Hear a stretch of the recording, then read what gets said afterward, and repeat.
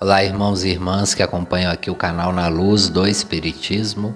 Eu sou William Gonçalves e esse é o estudo do livro Espírita. Estamos estudando o livro Os Mensageiros.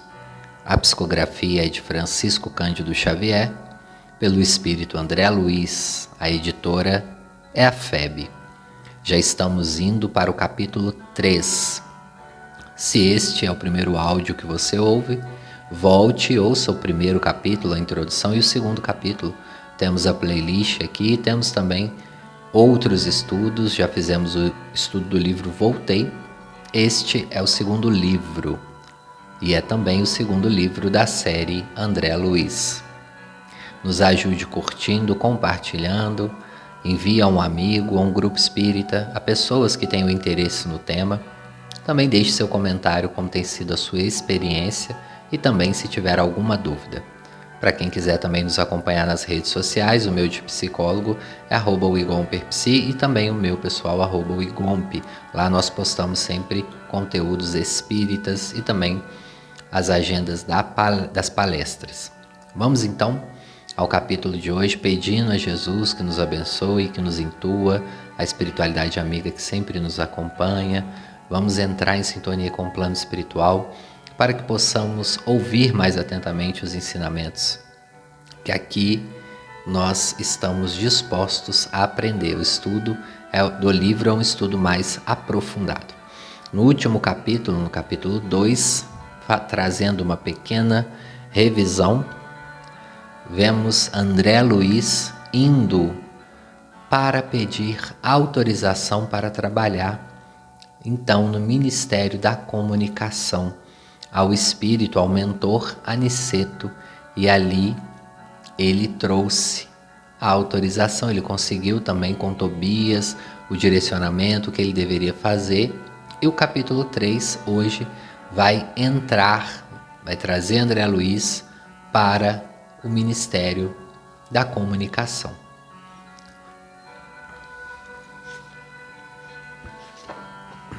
O capítulo 3 tem o título No Centro de Mensageiros. É quando André Luiz chega ali e fica realmente surpreso com o tamanho do centro de mensageiros. Deslumbrado, André vai dizer, atingi a série de majestosos edifícios que se compõem a sede da instituição. Julguei encontrar algumas universidades reunidas, tal a enorme extensão delas. Pátios amplos, povoados de arvoredo e jardim convidavam a sublimes meditações. Tobias chama André Luiz nesse momento e fala: o centro é muito vasto. Atividades complexas são desempenhadas neste departamento de nossa colônia espiritual. Não creia esteja resumida a instituições nos edifícios sob os nossos olhos. Temos nessa parte tão somente a administração central e alguns pavilhões destinados ao ensino e à preparação geral. André Luiz fica ali muito surpreso com o tamanho do centro de mensageiros. É como se ele chegasse ali e encontrasse diversas universidades reunidas. Quem já foi numa universidade, provavelmente deve ter visto a extensão dos prédios, principalmente as universidades federais, que às vezes tem 6, 7 prédios reunidos, e ali ele encontra mais ou menos isso, e Tobias fala com ele: André, aqui fica apenas a administração central dessa parte da colônia, que é a parte do Ministério ali da Comunicação. Eles tinham outros setores e que era ali só um pedaço. Muito interessante. Não supõe encontrar aqui localizado o serviço de correio simplesmente.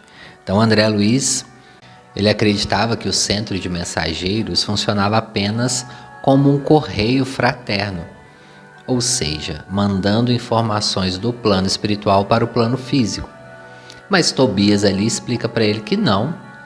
Na verdade, pessoal, o centro de mensageiros, ele prepara espíritos também para reencarnar com a missão da comunicação no plano físico. Então, tudo que é para a instrução do plano físico também acontece ali no centro de mensageiros.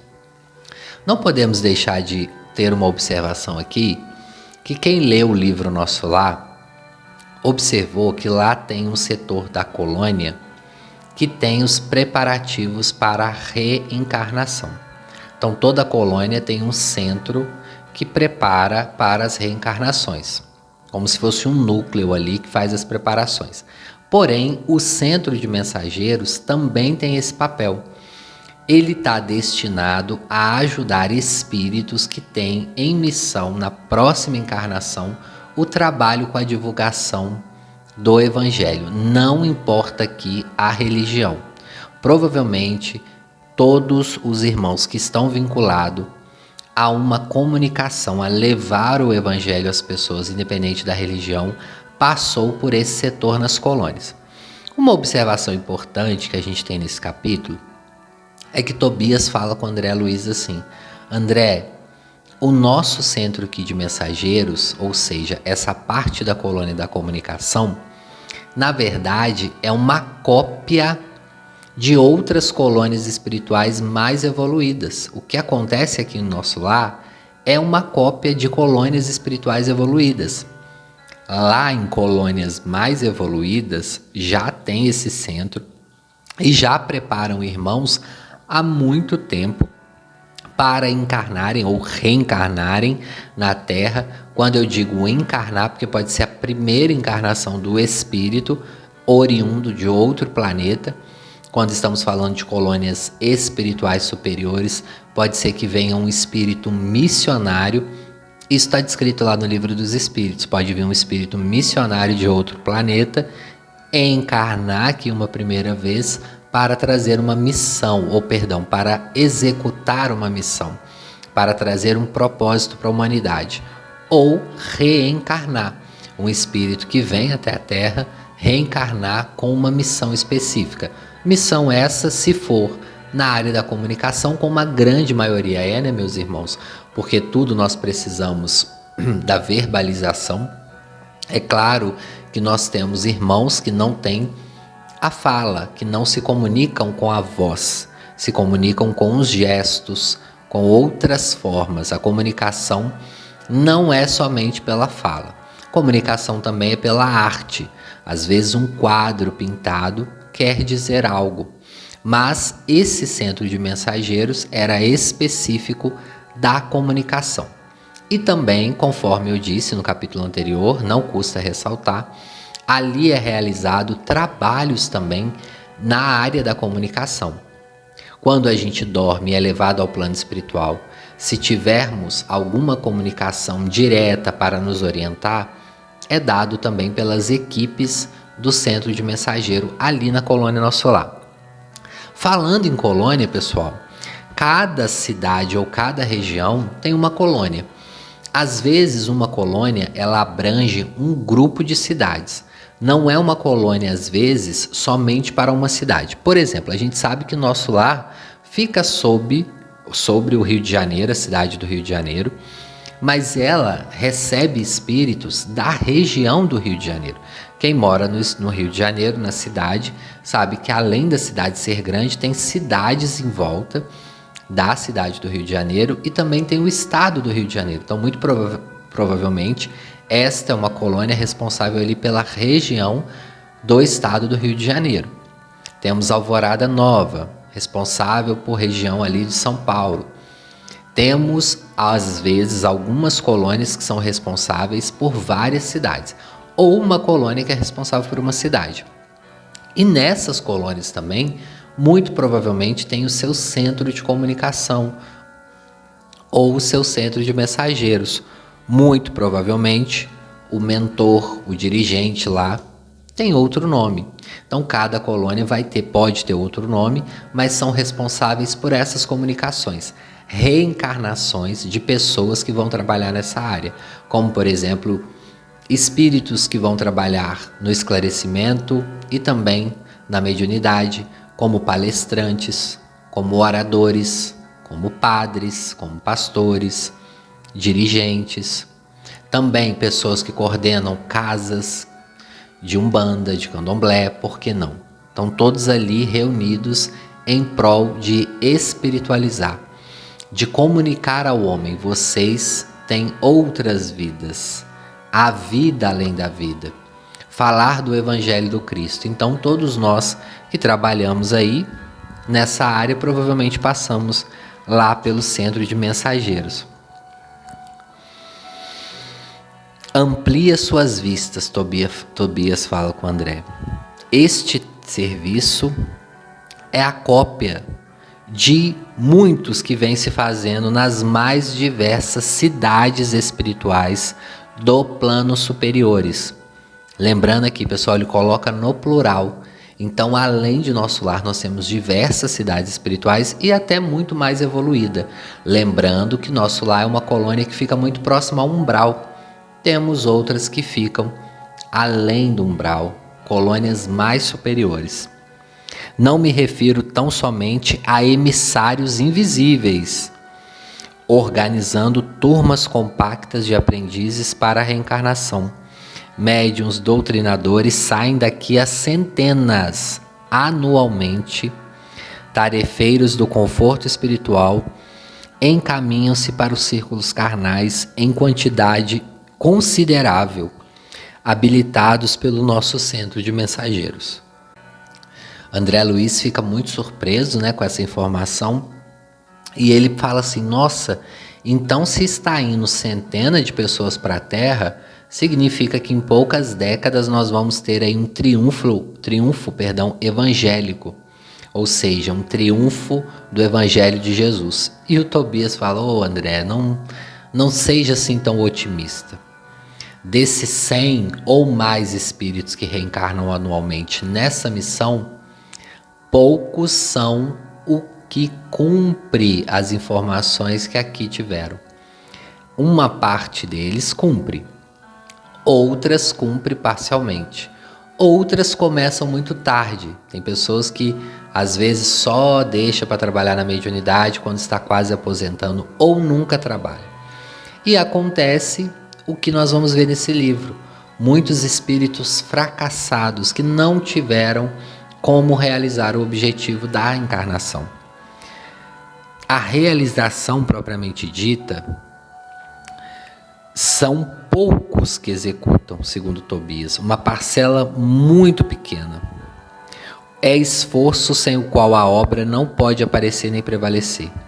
Longas fileiras de médiuns e doutrinadores partem para o mundo carnal, com as necessárias instruções, porque os benfeitores da espiritualidade superior, para intensificarem a redenção humana, precisa de renúncia e de altruísmo.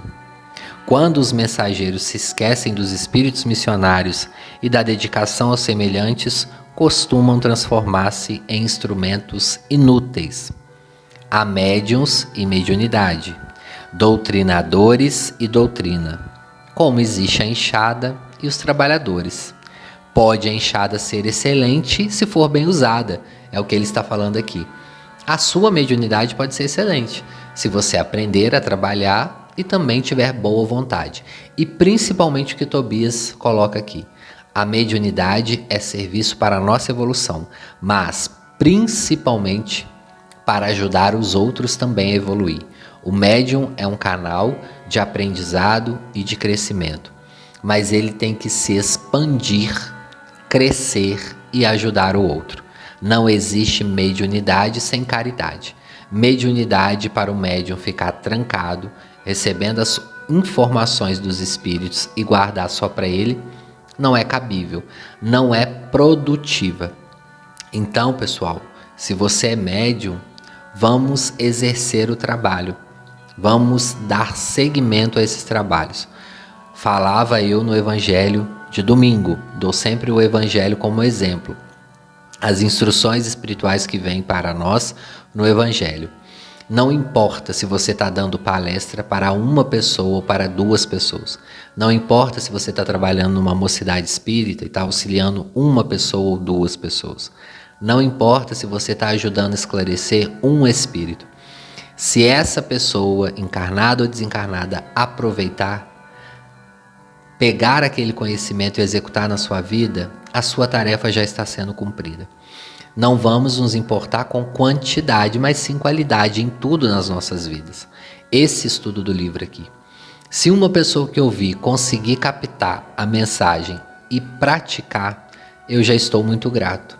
Eu sei que muitas pessoas ouvem, poucas vão reter de fato este conhecimento. E para reter o conhecimento, temos que estar dispostos, temos que estar aqui concentrados, fazer a nossa parte para a espiritualidade, fazer a dela. Uma outra curiosidade que a gente pode tirar aqui. Existem então universidades no plano espiritual? Perfeitamente. E existem, pessoal, universidades das mais diversas e os espíritos estudam lá. E é um tempo menor. Tinha um mentor que me acompanhava há alguns anos e hoje ele está sumido, ele não está vindo mais nos trabalhos. E certa vez ele me falou que iria ficar por cerca de 2 anos no plano espiritual sem vir aos trabalhos espirituais. E ele foi, trabalhou, e nesse tempo ficou um outro espírito me acompanhando, trabalhando na mediunidade. E quando ele retorna, a informação que ele me trouxe é que nesses 2 anos ele fez um curso no plano espiritual. Então ele estava no plano espiritual e aprendendo e trabalhando lá também. Então, ao mesmo tempo que ele estudava, ele trabalhava no plano espiritual. Mas a informação que ele me deu foi ainda mais curiosa. Ele me falou que nesses 2 anos terrenos, que teoricamente passa rápido, e para quem já cursou uma faculdade hoje costuma ser de 4, 5, 6 anos, uma faculdade de medicina hoje é 6 anos, de psicologia é 5, dependendo do curso, outras são 4, enfim, menos de 3 anos não costuma ser. Em 2 anos ele me falou que era como se ele tivesse feito no plano espiritual uma faculdade e um mestrado junto. Teoricamente, se a gente for analisar, uma faculdade 5, 6 anos, mais um mestrado 2 anos, seriam quase 8 anos. Ele reduziu isso no plano espiritual, em 2 anos ele fez.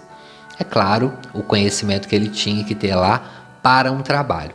Esse espírito continua trabalhando comigo, hoje um pouco mais distante, mas também nos ajuda aqui na equipe espiritual.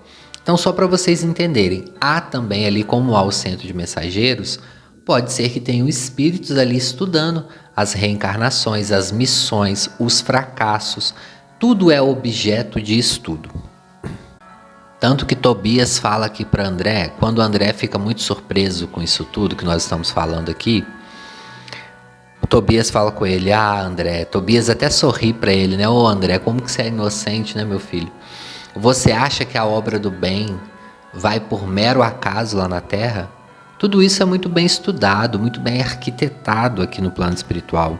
Ele vai dizer, poderia você admitir que as obras do bem estivessem circunscritas a simples operações automáticas?